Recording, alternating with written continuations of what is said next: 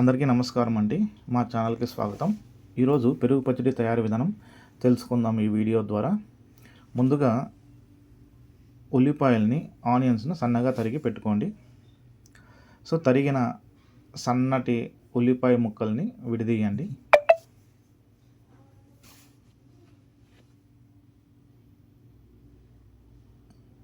తరిగిన ఉల్లిపాయల్ని ఒక బౌల్లో వేసుకోండి.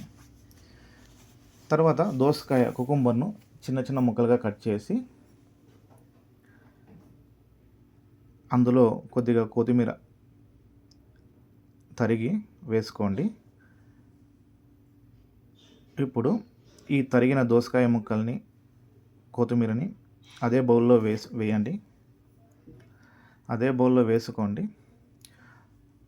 అవసరమైనంత ఉప్పు మరియు మిరియాల పొడి వేసి బాగా కలపండి. తర్వాత పెరుగు వేసి స్పూన్తో బాగా మిక్స్ చేయండి.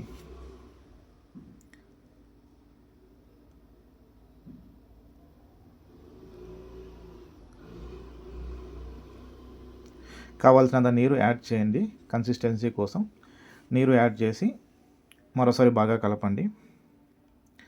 అంతే అండి, రుచికరమైన పెరుగు పచ్చడి రెడీ.